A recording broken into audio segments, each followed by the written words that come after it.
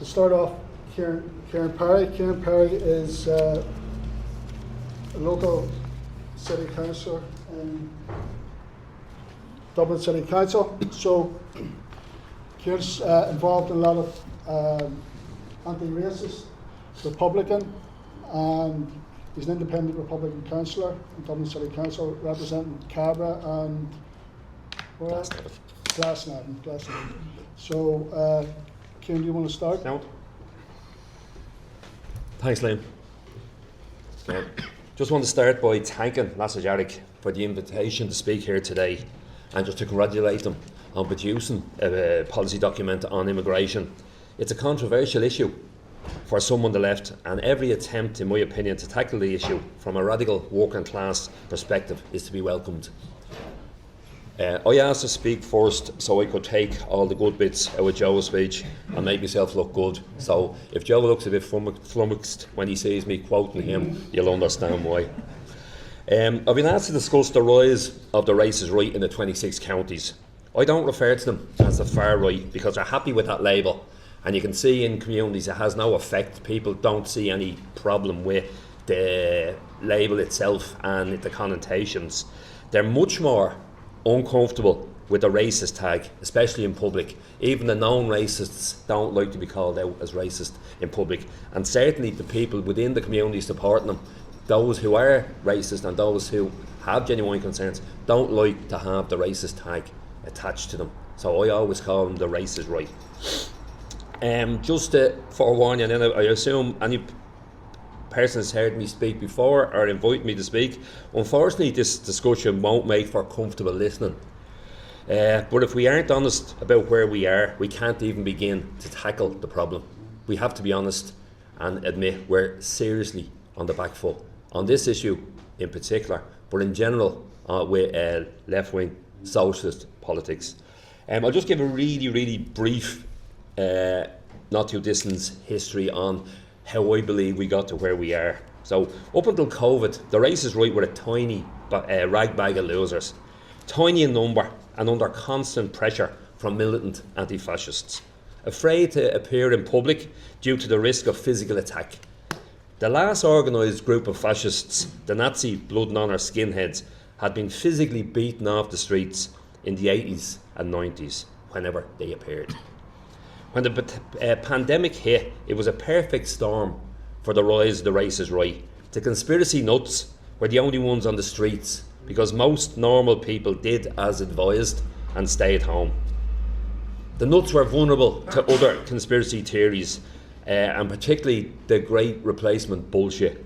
And meeting the minds between the fascists and the conspiracy nuts meant a cross-fertilisation of ideas, which resulted in most of the nuts adopting racist theories. The lack of an opposing left argument and the general disdain for the conspiracy nuts left a field open to the fascists. The fascists began to make their presence felt on the streets with attacks on a couple of poorly organised and poorly attended left protests, which further emboldened them. Militant anti-fascists decided to retake the streets, and a number of events forced the fascists off the streets. One particular incident set the tone. In October 2020, over 200 militant anti-fascists disrupted the National Party protest at Leinster House. The fascists could no longer appear in public.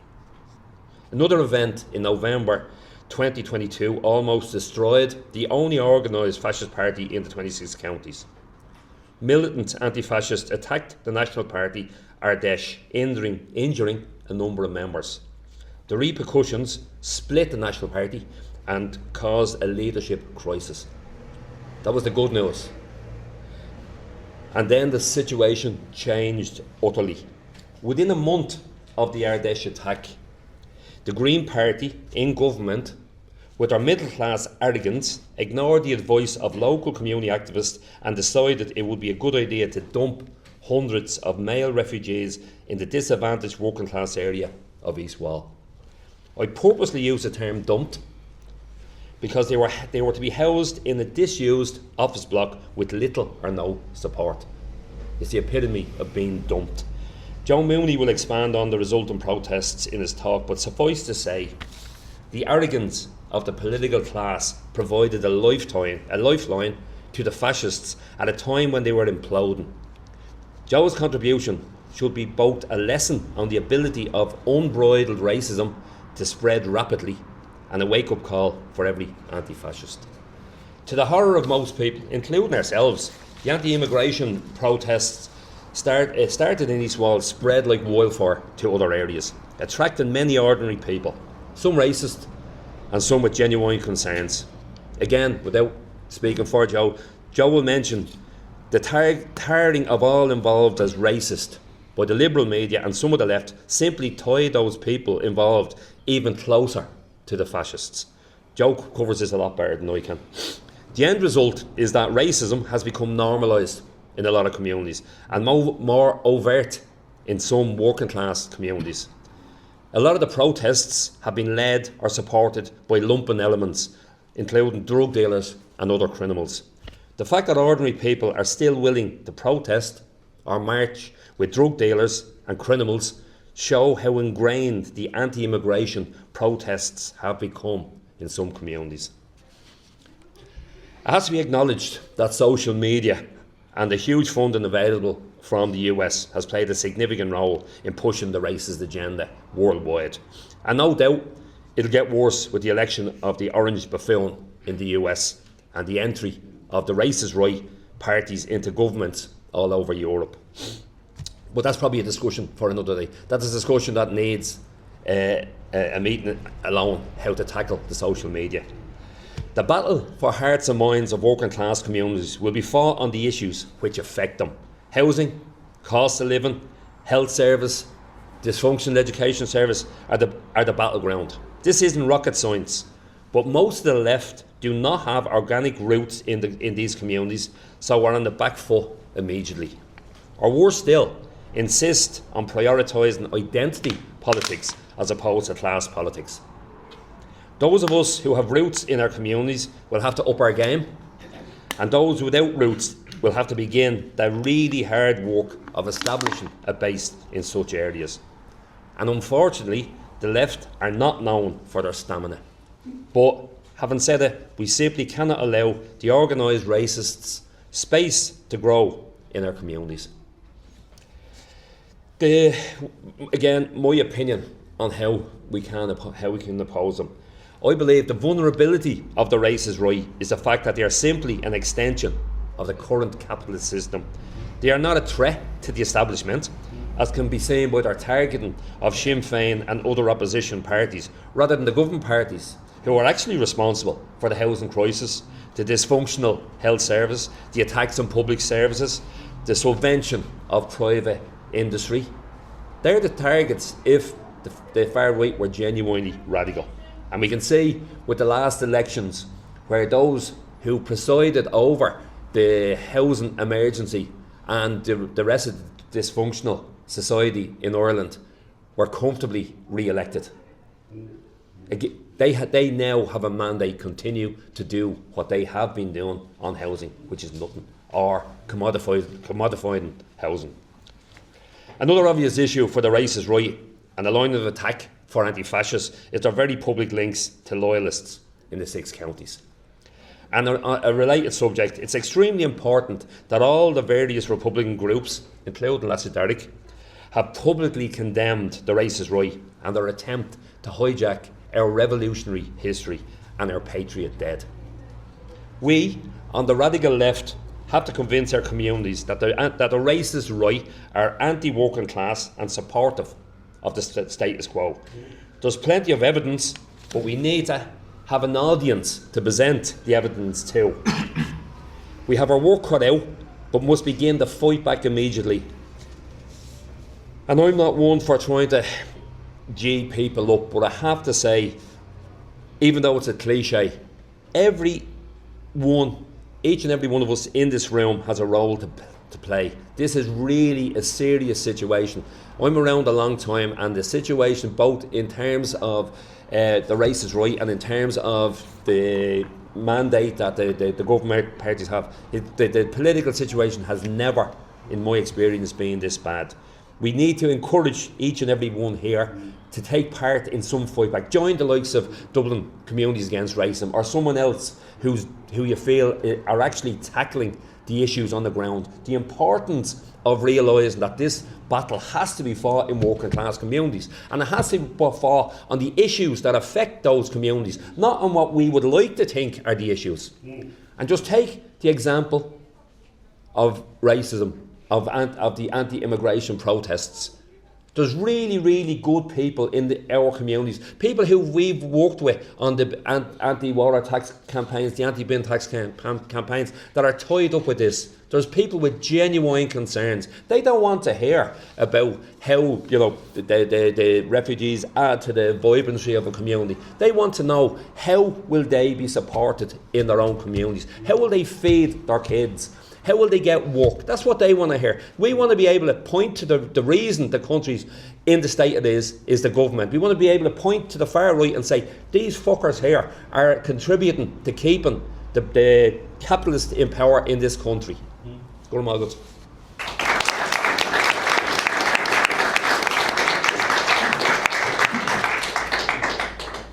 Thanks, Cieran. So next speaker is Joe Mooney.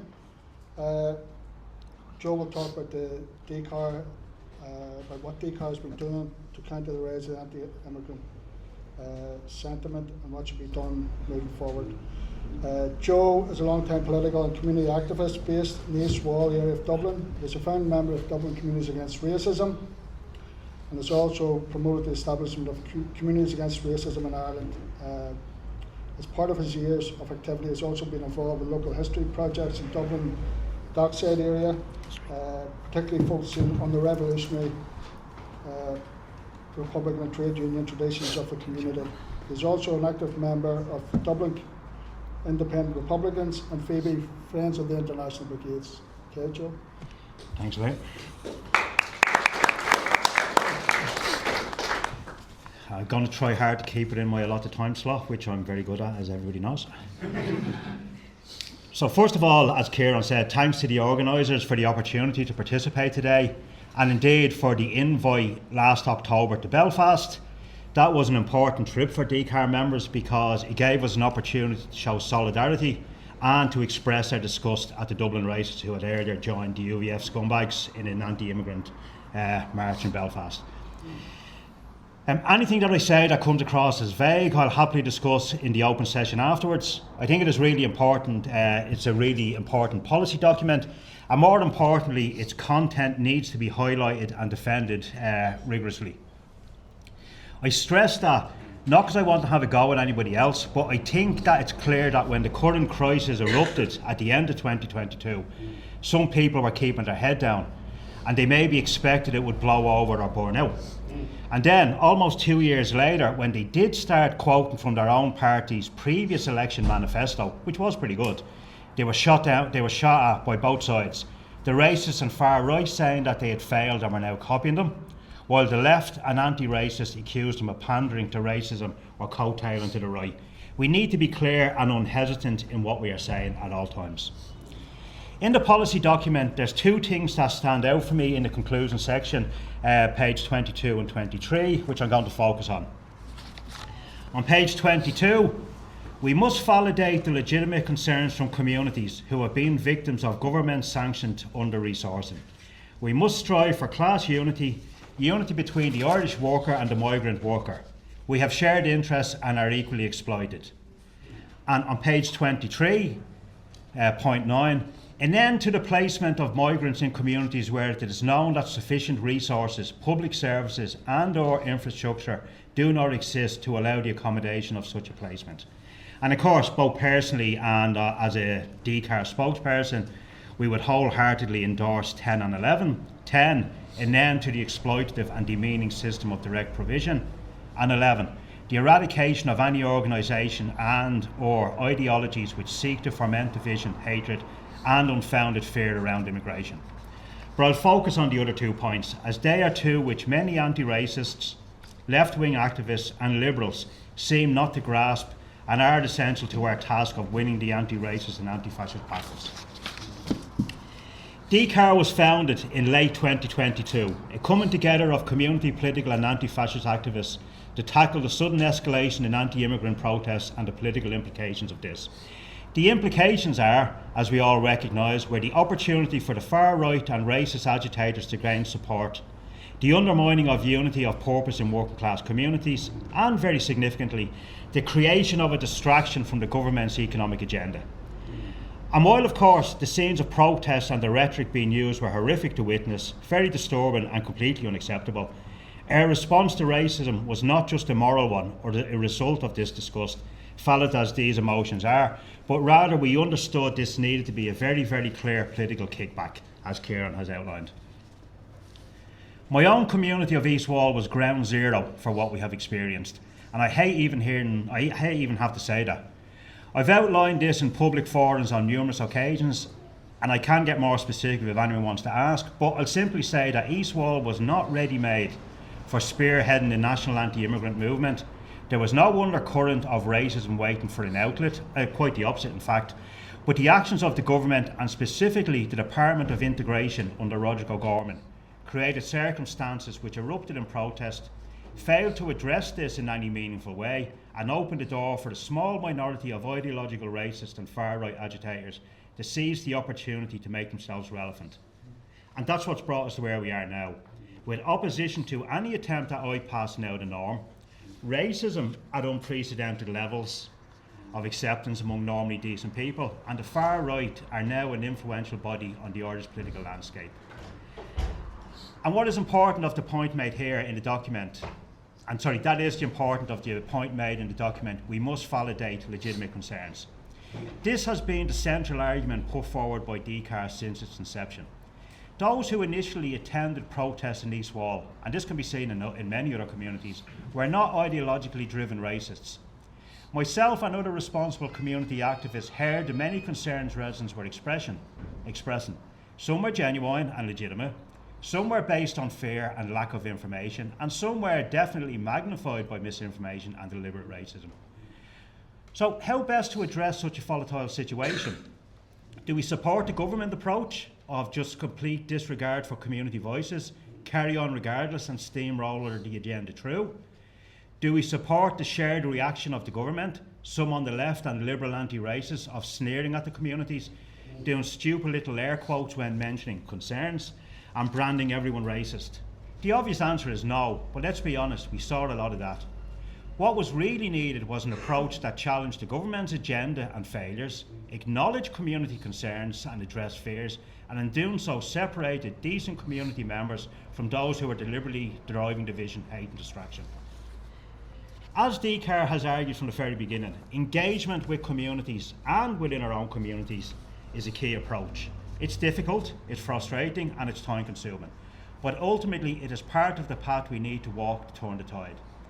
And if anybody thinks that that means we're pandering, that we're dog whistling or going soft on racism, then my message to them would be to simply enjoy your spot on the moral high ground, but shut up and let the rest of us get on with the hard work that's needed.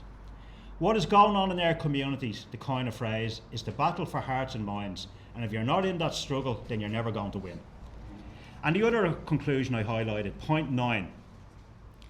An end to the placement of migrants in communities where it is known that sufficient resources, public services and or infrastructure do not exist to allow the accommodation of such placement.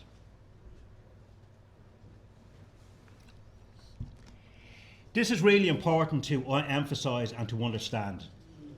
As has been said constantly by DCAR, the government approach is serving neither the best interests of existing communities or the newly arriving immigrants.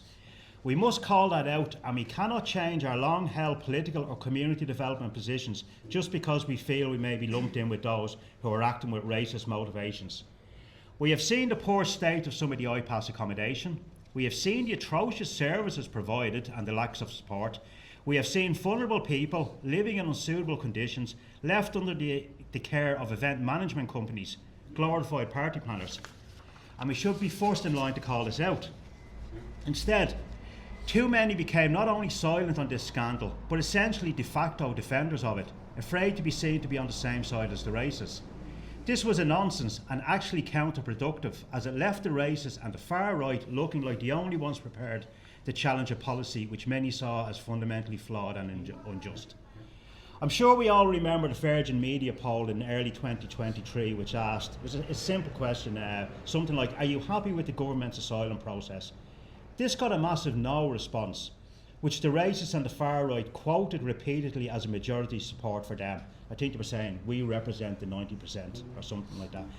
DCAR members challenged this claim at the time, pointing out that anti-racists, humanitarians and all manner of decent people would not be happy with the process, not just on a racist or anti-immigrant basis.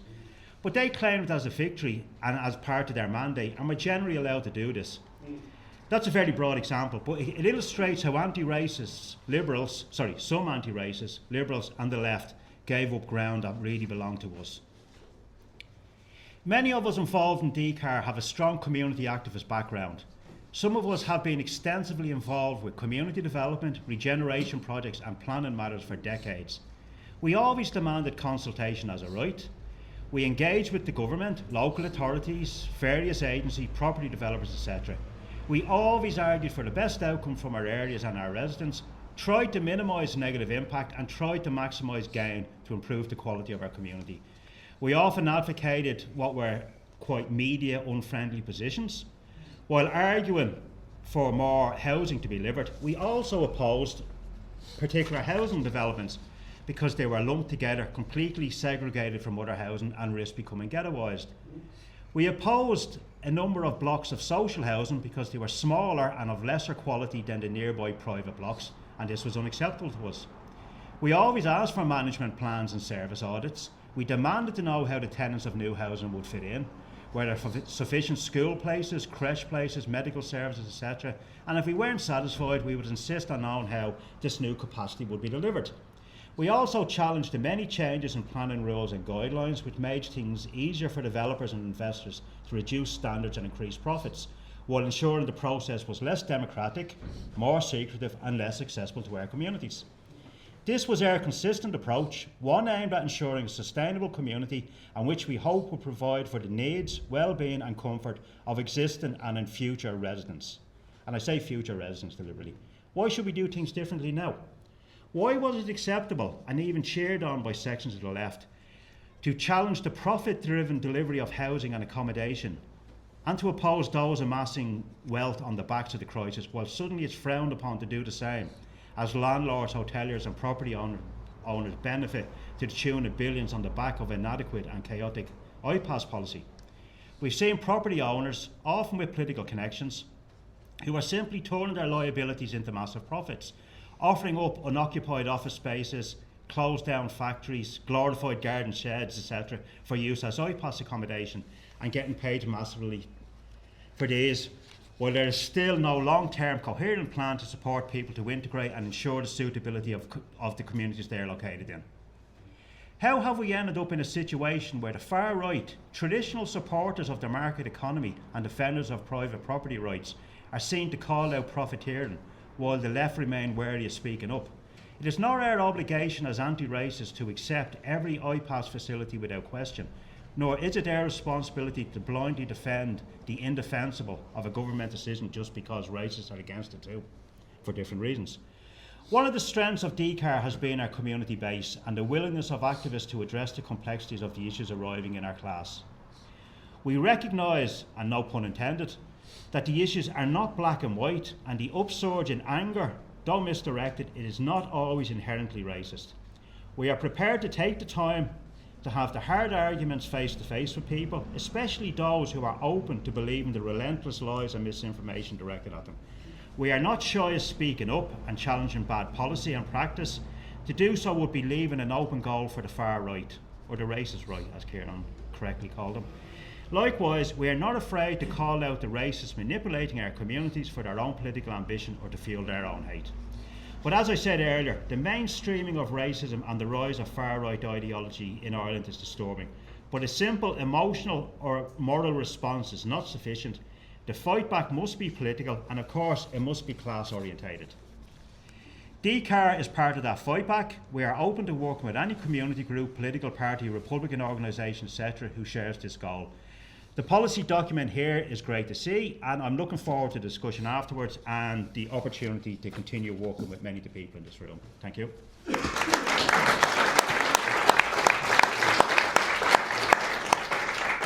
Thanks, Joe. Last speaker is Amy Margaret. Amy is a member of Lasair Dhearg, and I believe she was involved in the production of this document. Amy is a young Socialist Republican activist from West Belfast and chairperson of the Belfast branch of Lasair Dhearg. Amy has been active in her community and at every level, from agitation to outreach. Being a young working class woman, Amy saw and experienced injustices at first hand. This in turn pushed her down the path of socialism and republicanism, giving her the drive to fight for an equal nation that cherishes all of its children equally. Amy's also heavily involved in a lot of local community initiatives. She's also a member of CATU, the Community Action Tenants Union. Okay, Amy. Thank you, and thanks to the previous speakers and everybody for coming. I'm just going to give an overview of how the document came about, really. So when all the talk of immigration came about, you can see it purposely popped up and was pushed by the media. We noticed that there was just a lack of honest analysis around it. We're not a political party, we're not looking for votes, so we were able to not have an ulterior motive and put out a document that we saw had an analysis grounded in what we truly believed. So there were multiple meetings. There was basically a working group set up of people who were committed to kind of coming up with the content of the document. We then met with the organisation, presented the document. People had queries, questions, there were some changes, but it was all in all a pretty smooth process. We were all on the same page. So we tried to hit all the key topics. In it, it talks about housing, health, crime, employment, climate, the economy and imperialism. In many ways it acts as a myth-busting document. Now there's divergent opinions on how helpful myth-busting is to kind of organising. In many ways it ends up equating issues with immigration. But we found that as activists, when we were in our communities engaging with people, when they had, like you've both said, these legitimate concerns, we found it really hard to give them a response that was grounded in reality and not just the moral thing of racism is just bad. So for us, this is really a tool for activists to go away and use in their community. We don't think this is the be-all and end-all of documents. We obviously think it's very, very good, but our hope is that people will read it and reflect on it and we can build on it. When we were in Derry, a really good conversation emerged. And the topic we kept going back to is housing, because north and south of the border it is the #1 issue. The conversation kind of came round to, right, what do we need to do? Do we need to set up a new group? We need to set up a group that's going to tackle housing and do this and do this. The last thing we need is a new group. There's how many groups are there in Ireland? There's plenty of groups in your community that you can join, and our point was, in the north, especially in Belfast and Derry, there's a very active CATU branch that's involved in their community. When these riots emerged last summer in Belfast, we were very fortunate that CATU was actively already organising in the communities. So while the racists and the UVF and the Coolock ones were running about the town and causing havoc, and there was a counter protest which did its good, we were in the Falls with asylum seekers and with people who've lived there their whole lives, having a community day, talking about issues and really making people realise that they're all facing exactly the same issues, like the mould in the house of an asylum seeker is the same mould that's in the house of somebody who's lived there their whole life. So we were really fortunate with that, and any time we're met now with, well, what are you doing? We can say, well, this is what we are doing in our community. And if you're not out speaking to your neighbours, if you're not engaging in your local community organisation, then you're letting racists win. You can do all the preaching in the world on social media, but unless you're engaging in your community, unless you're able to talk to your neighbours, it's absolutely useless, because the racists are doing that for you. So the document ends with the demands we think can be met under the capitalist system we currently live in, and followed by what we feel could be achieved under a socialist republic. They were already touched on, but I'm just going to read them out because I feel like they're a good basis for discussion. So, we believe that these issues and more can be solved without delay in an Irish Socialist Republic. However, in advance of the establishment of that republic, Lasair Dhearg supports and calls for the immediate implementation of the following positions. 1. A ban on the possession of any form of housing for profit. 2. The acquisition by the state of all vacant property across the island, as well as buildings and infrastructure and private ownership being used for the retention of capital or creating profits. 3. A ban on the ownership or exploitation of any natural resources and or infrastructure by privately owned entities. 4. The nationalisation of all healthcare facilities, medical infrastructure and materials. 5. An end to the imperialist exploitation of other nation states. 6. An end to the capitalist exploitation and destruction of our environment in the pursuit of profit. 7. An end to the imperialist wars across the globe which directly contribute to the global increase in refugees and asylum seekers. 8. The funding of public services to levels necessary to meet the needs of the people of Ireland. 9. An end to the placement of migrants in communities where it is known that sufficient resources, public services and or infrastructure do not exist to allow the accommodation of such a placement. 10. An end to the exploitative and demeaning system of direct provision. And 11. The eradication of any organisations and or ideologies which seeks to foment divisions, hatreds and unfounded fear around immigration. Do you mind if I read out the end? Is that grand? So, immigration in a Socialist Republic. As Socialist Republicans, we support the creation of an Irish Socialist Republic through revolutionary means, encompassing all of Ireland's 32 counties, the purpose of which will be the enrichment of the largest class in society, the working class, and the deliberate persecution of all those who seek to subvert the existence of that republic. The republic will be established upon the principles outlined in the democratic programme adopted by Cieran in 1919, that the nation's sovereignty extends not only to all men and women of the nation, but to all its material possessions, the nation's soil and all its resources, all the wealth and all the wealth-producing processes within the nation, and that all right to private property must be subordinated to the public right and welfare. Further, in return for service to the nation, it is the right of all those who call Ireland home to an adequate share of the produce of the nation's labour. However, we cannot ignore that such a state will exist within a global capitalist order, which would immediately seek to eradicate it. The safeguarding of the Socialist Republic from the forces of capitalism will necessitate strong protections on its borders. Those protections would include strict immigration controls, which would have several aims and objectives, chief among them being the curtailing of any attempt at counter-revolution by other states or state actors. Such protections would also be mindful of the need to attract an inward migration of those people with specific skills necessary for the building and healthy functioning of a socialist economy. An Irish Socialist Republic would be internationalist in its outlook, seeking to export revolutionary politics into neighbouring states and across the globe. It would seek to bring an end not just to capitalism in Ireland, but the global system of capitalism and imperialism. Upon the inevitable establishment of socialist republicanism as the new global political and economic narrative and the unity of the global working class, then and only then can the people of the world take the next step into the eradication of state borders and the withering away of state controls on immigration, a decision that can only be made in the absence of the exploitation of one human being by another. Thank you.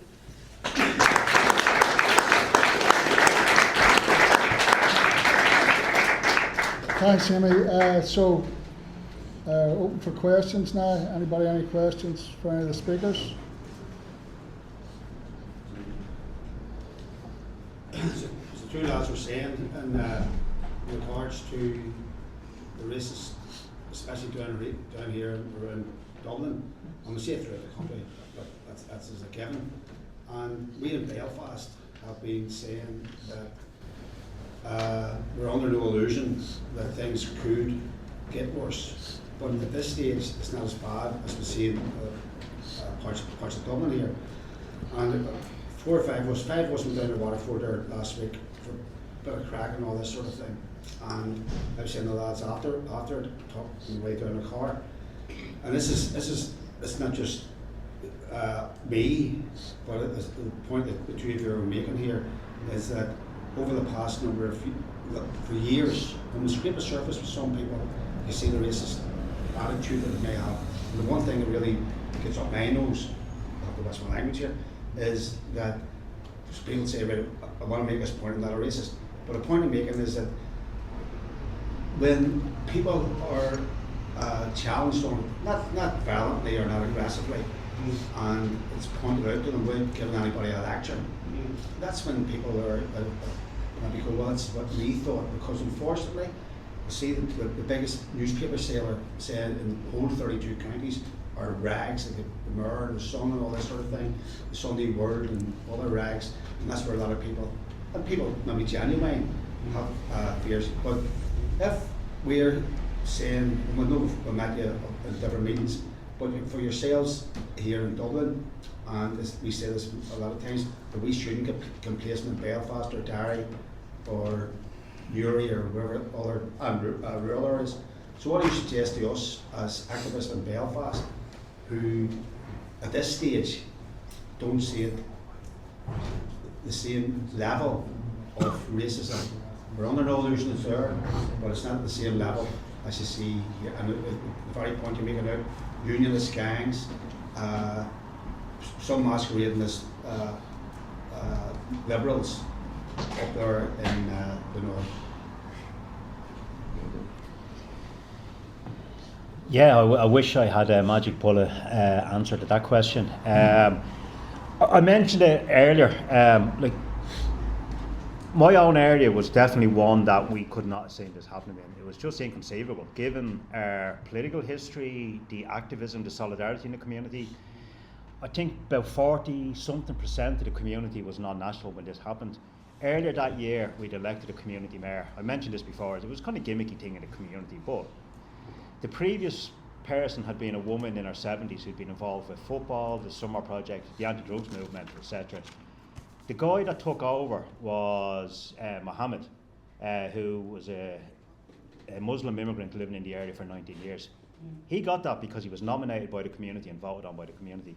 Earlier the same year, when the racist protests erupted, the National Party came in from outside the area, the leaflet, with one of their leaflets, and they were run out of the area. Not by anti-racists, by residents coming out and saying, "Who the fuck do you think you are?" They left. The community put out a leaflet 3 days later, which was wholeheartedly welcome. Within about 6 months, some of the people who were giving out about the National Party, welcoming people, they were coming out the door saying, "Thanks for putting that in." People who voted for Mohammed were outside that building when people were trying to get them out. So we just could not have seen that coming. Now that we've seen it, how it happened to us, we've seen it in other communities. I don't think, as you said, nobody can be complacent and think this can't happen here. We're too good of a community for this. This is not our people. I think now that the dialogue is out there, I think you just have to be relentless. Like, anti-racism was never central to a lot of what we've done in our community because we didn't think it needed to be. If it arose, say when the National Party were in, we would have dealt with it, but it just wasn't part of what we were doing. There was people of all kinds of races, nationalities in the area, happily working away as part of the community, fully integrated, and we just got on with it. And we kind of thought, this is grand, this is a good bulwark, most of the people are decent.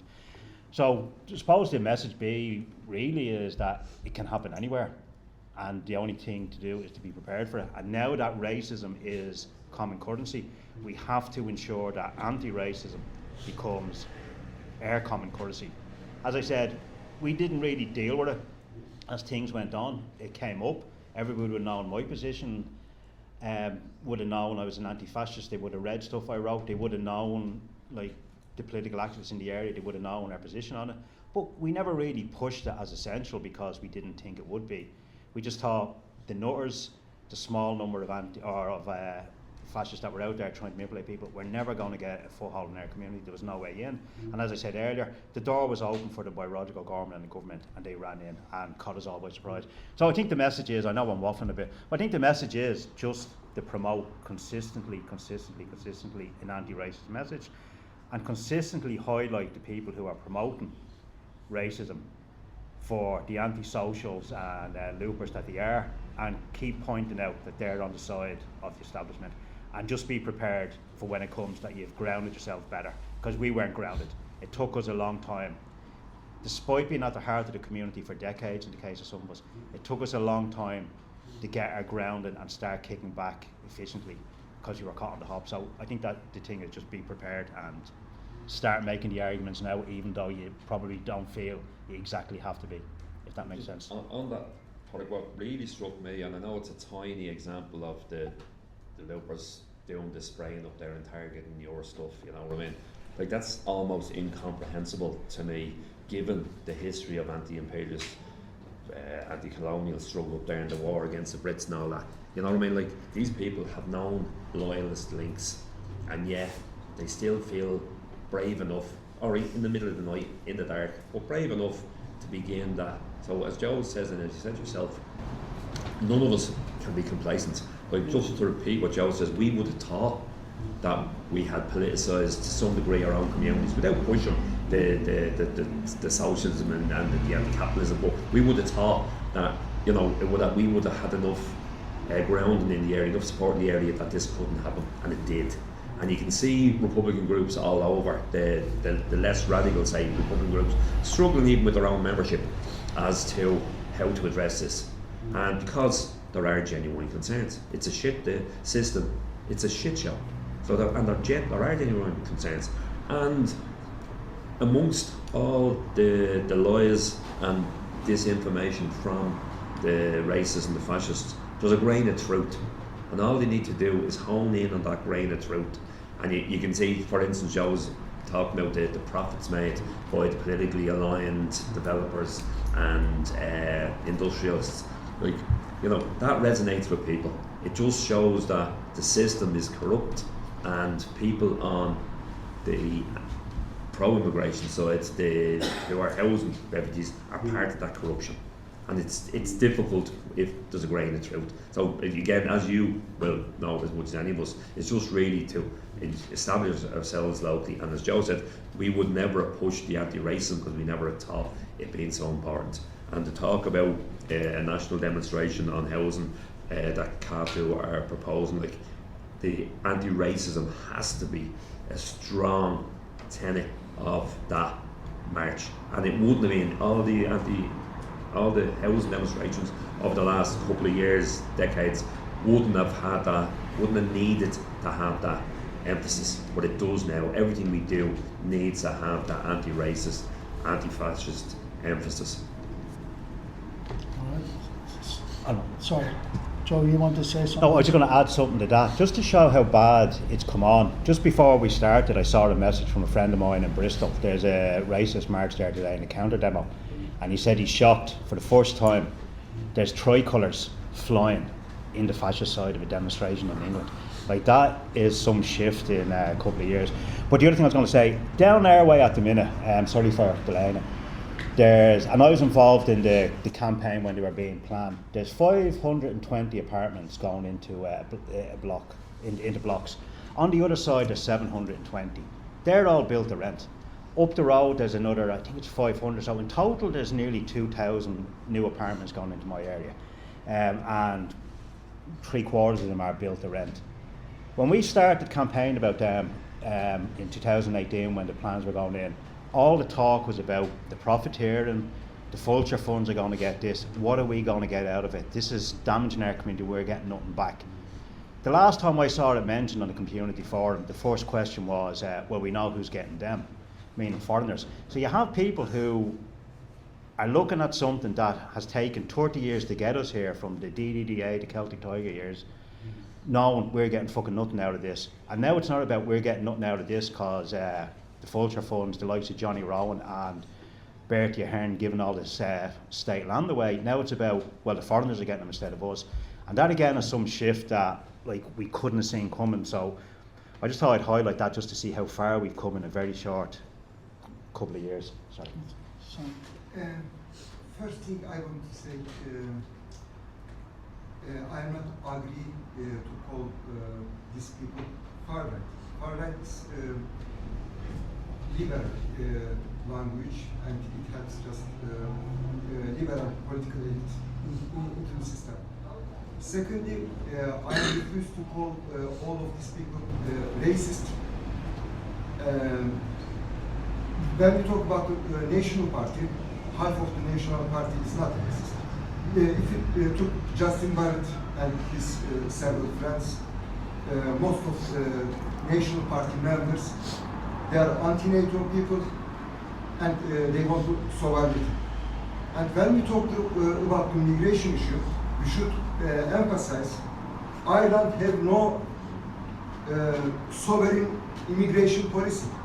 immigration policy comes from direct European Union, and this is the, if you call it fascist, yes, there is 3 years, minimum 3 years, evidently racist regulations applied.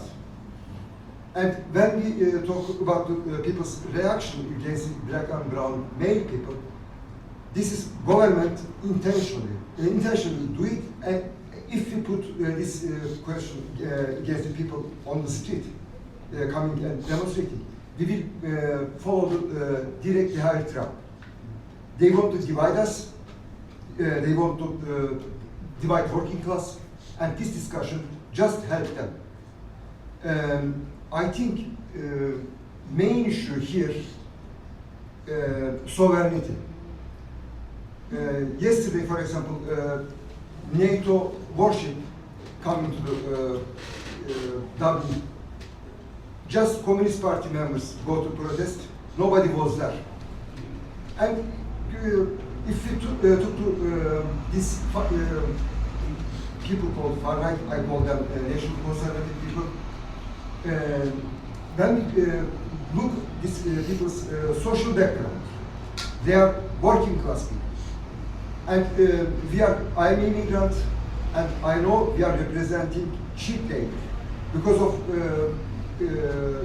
after neoliberal policies, working class lose the high protection.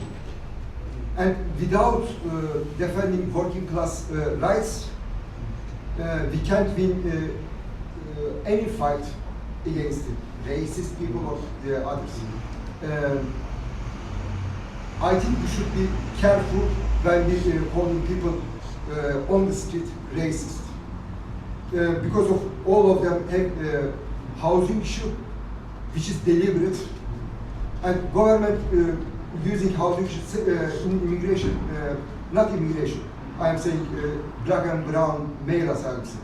Because of our number, about 200, everywhere we are problem, but over 100,000 Ukrainian people come, it is no problem. How it can be like this? Because of the direct entry into housing, some integration area, then disappear, problem disappear. Actually, 43,000 people come here legally for work. They are also represent cheap labor for Irish working class. But this, when we come to the national conservative people, they are copy-paste European asylum policy, which is intentionally put by the European Union and want to divide working class. And about this policy, they are also follow this trap. We should avoid confront with them. We should put sovereignty first. If Ireland sovereign, then we can decide. Irish people can decide who will come, and the immigration policy can decide. But right now, our voice, regardless of our voice, European Union put some regulation and we are applying. Then what's the point going to fight with these people? And these people, most of them, I know them before in housing activism. Many of them, I know, they was with us for acquisition buildings. Then after, they participate riot. Because of Ireland is, they call richest country in Europe, but 15% poverty. If we are in poverty, we are struggling with housing crisis, any problem, we can utter, you use it for react, because of left fail to engage these people. Well, sorry, Sammy, the thing is that I understand what you're saying about the European Union, but have you a particular question here? My question is, Irish migration policy is sovereign or not? Well, can you answer? John maybe can help. Me? Yeah. Oh, sorry. I was going to say, I'll let you answer because it's your party document. No, just the short answer is a lot of what you said I agree with. Like Ireland doesn't have sovereignty over a lot of its powers. And if you look at even during the week when they're talking about the central bank and the Israeli war bonds, they're turning around and saying we can't address this, it's against European regulations. We saw this going back on many of the community campaigns with, say, bin charges and whatever, even the household charges. They were quoting saying we have to do this because this is the norm across Europe. So absolutely, Irish law is subservient to the directives they're getting from Europe, and it is part of the issue. But I have to say, on ground level, most people don't really care. That's not what they're thinking. And I know some people might disagree, and there might be a political argument to be made there, but at ground level, that's not what people are thinking. They're just thinking, I don't have a house, I have to wait 2 weeks to see a doctor, my kids can't get into the schools near us, and then it's all the foreigners' fault. They don't actually look and go, oh, it's Europe's fault. It's just blaming the individual foreigners. And we could criticise the European Union policies, and we have consistently. Like, why do you have a Fine Gael minister who's voting to allow kids and families to drown when ships turn over, that they're not going to bother rescuing them, while at the same time standing on the Black Lives Matter protest and then saying that you're racist for wanting your area to be preserved? Of course they're hypocrites, but I think the focus for us has to be on the parties in power and the Irish parties that are directing this.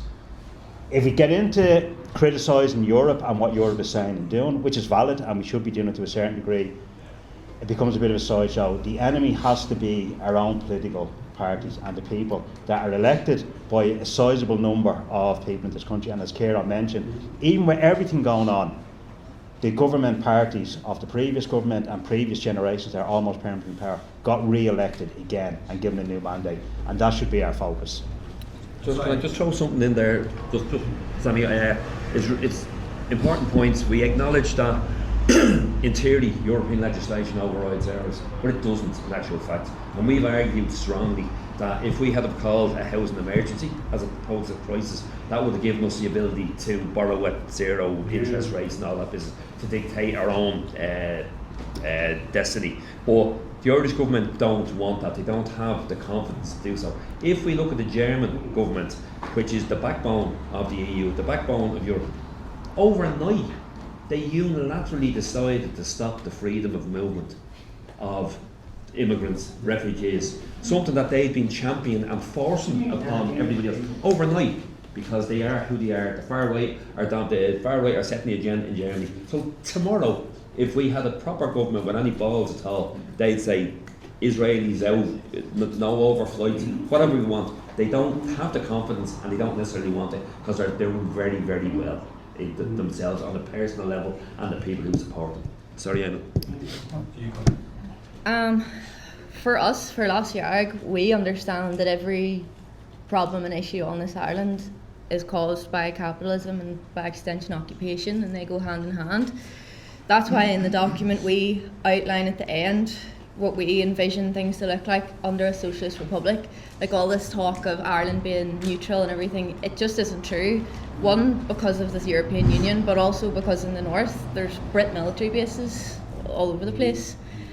So we believe that the issue of occupation and sovereignty is just intrinsically linked to every issue on the island, and that's why it's addressed at the end of the document. But like both of you said, you go to any ordinary person and broach that subject with them, they'll go, yeah, okay, that'll happen in however many years, but I don't have a house, so yeah. Just the echo as a member of Lasair Dhearg as well, that we'll only have sovereignty over our own affairs in a 32-county Socialist Republic. Until then, we'll remain under occupation or neoliberalism. Our affairs will always be dictated to by Brussels, Westminster or Capital. So until that day, no, we'll not have sovereignty over our own affairs. Just two very quick points, right? There is a kind of question, I guess, from Joe or Cieran, I guess, as well, right? Around that question, like how this shows up in communities, so very much there is a contention, an argument around like fighting around resources. But actually quite specifically what we see right across the country is the use of fear of sexual violence, fear of child abduction to create very hyper-local senses of fear.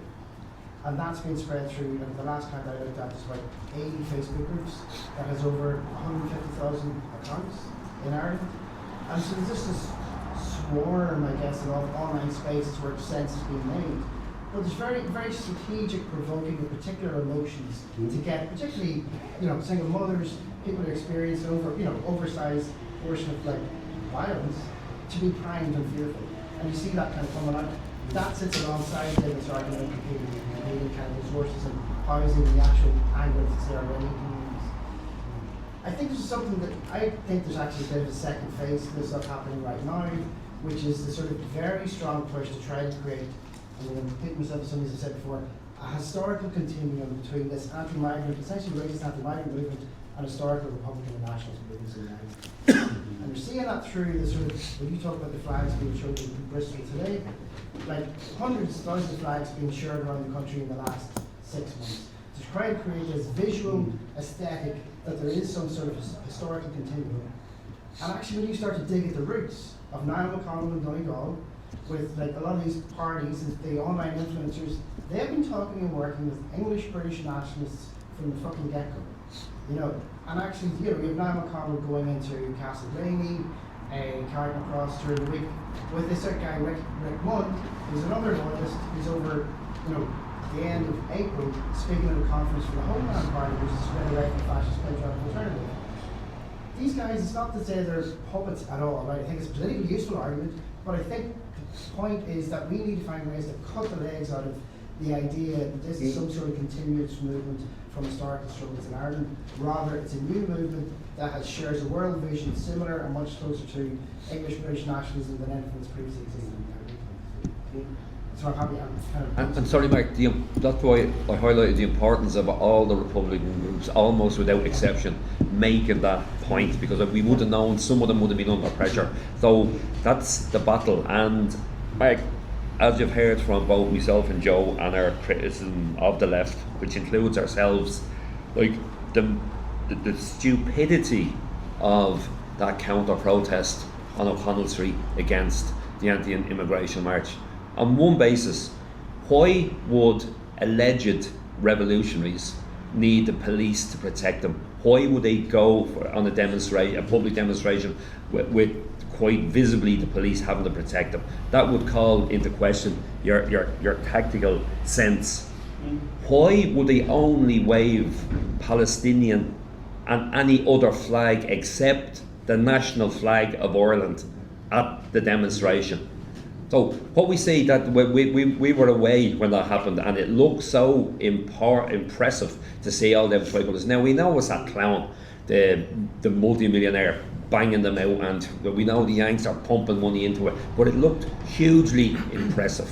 If the liberal left don't cop themselves on immediately and get a tricolour at every demonstration, and Palestinian flags, and whatever other flag you want, Basque, anything, whatever, get the tricolour. It's our national flag, we owned it, and we're not giving them fuckers it. But people need to realise the importance of that, and the Liberals are doing us ultimate damage by not recognising that.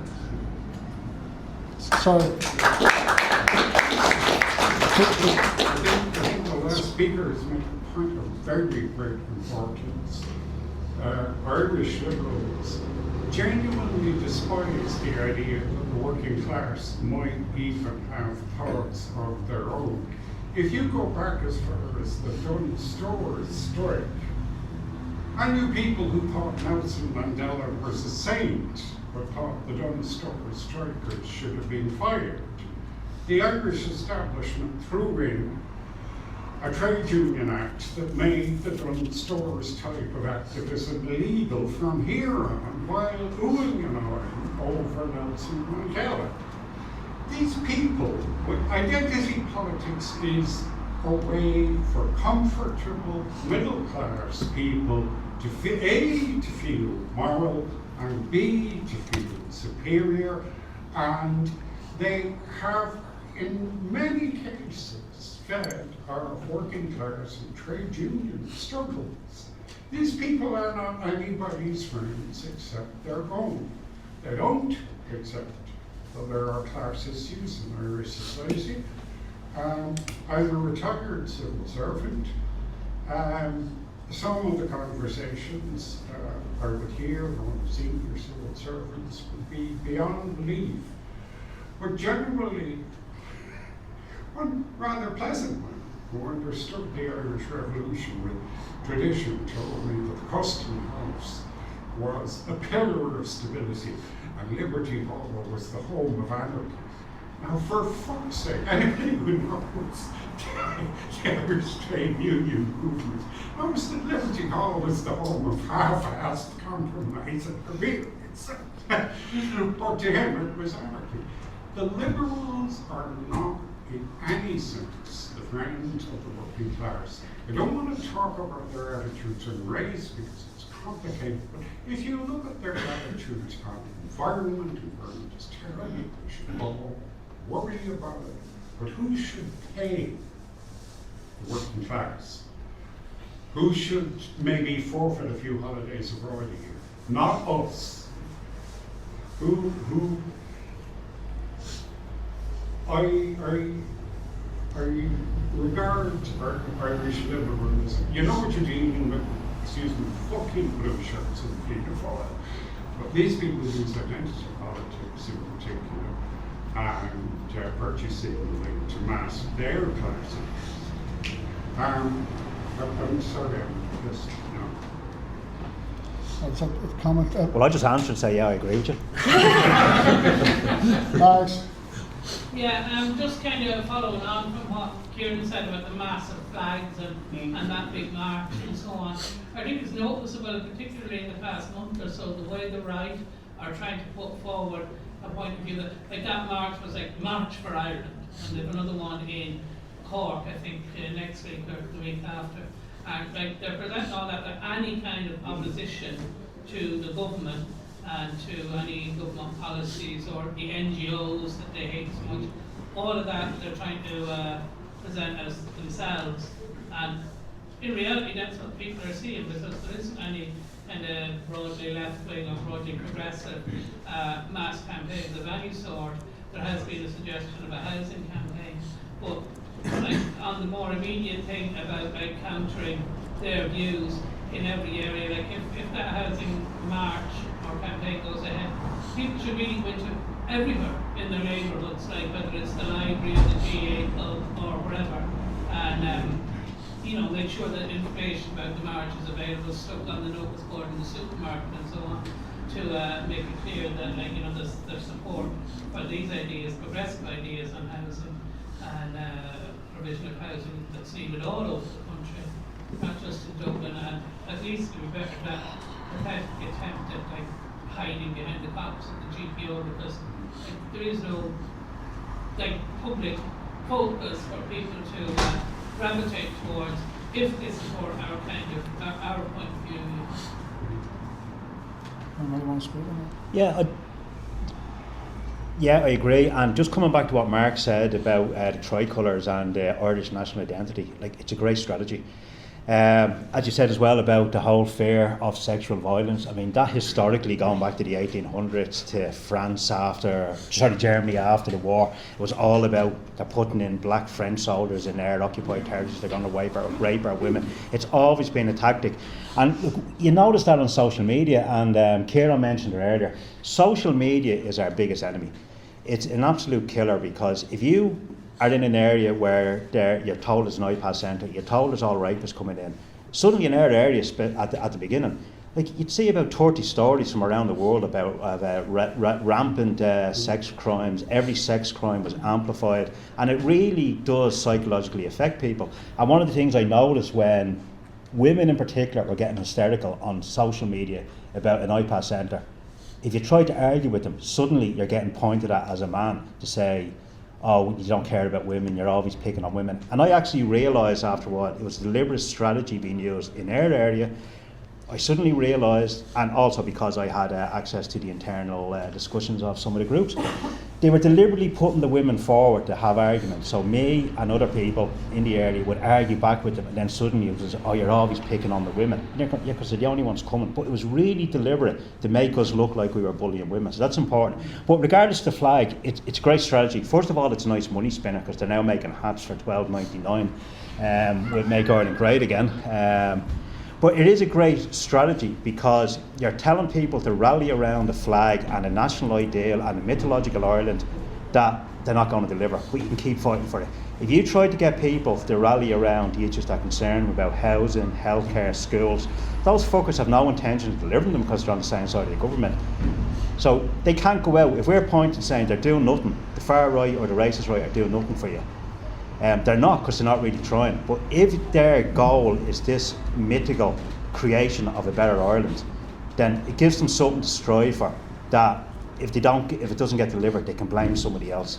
I think it's an easy way for them to rally people for a better future without being specific, because they're not going to deliver on the specifics of a better future. Can I just say something about that as well? When it comes to women, like statistically and factually in Ireland, the biggest threat to a woman is the men who they know and who they live with and who are friends with, and the majority of those are white men, and that's just like our you know. What else was I going to say? Yeah, but it brings up, and it's not identity politics, but it brings up a point that having women at the forefront of struggle is really, really important, because women are the community, like at every level. When we're organising in CATU and when we're speaking to people who are having housing issues, it's the mothers, it's the women in the community who are having those issues, who maybe don't always feel like they can like come forward and engage in politics. So that's just been really important and vital to us, and it's not like, it can't always be said they're being used as a tool and being put forward purposely. It's just because they are at the fore of our communities. It's not a strategy. It's just what it is, and is the way it should be. If that makes sense. Any other questions? Are you one of us? I'm getting on a bit. I don't expect to be around in 20 years' time. Well, it's a tough one, right? The British arguably started dealing with immigration as a problem in the 1950s. It's still fucking electoral dynamite. It's still tender. 60 years after the process started. We got going in the 1990s. Is there any realistic possibility of seeing an end to it in 20 or 25 years here? I want to ask this question because it's a tough question. Seeing an end to? Seeing an end to racism as a political issue. It's still volatile to this day. And it started, as I say, in the 1950s. I was born, it lasted through Labour governments, it lasted through Wilson and Thatcher, and it was never exactly political mainstream, but it's never gone away either. What do we have to do to bring it to an end? My wife was brought up in multicultural Manchester in the 60s, and she hasn't a touch of it anymore. She doesn't understand racist politics. But it is still volatile in England 60 years after the start. My name's Paul, I'm a member of Lasair Dhearg as well. I think the reason it's still present in Britain, and will continue to be present in Britain, is because it's a tool of rooting issues, and we know that. And they've continued to win. For us to try and eradicate that in 20 years, the simple answer is we as Socialist Republicans, we have to win. Our solution has to be the one that succeeds, has to lead the Socialist Republic. If we don't do that, then no, racism will continue to be used by the Irish establishment and the Irish ruling class. I think in a nutshell, it's as simple as that. That's fine, thank you. Yeah. No, I was just going to follow up on the very same point. Racism is used as a tool. It has been, you can see it here. Like it's a way of keeping the working class under control to a certain extent. The point, especially in England, you see, with the declining economies and all, that just pit people against each other. You know what I mean? It's a deliberate policy of where they're putting the class centres and all that. They're putting them into areas that have been deprived already. One, it's the arrogance of fuck it, they'll take anything. You know what I mean? They've walked all over the working class for years. But the other thing about it is, who will they eat? They eat their own, that's all, you know what I mean?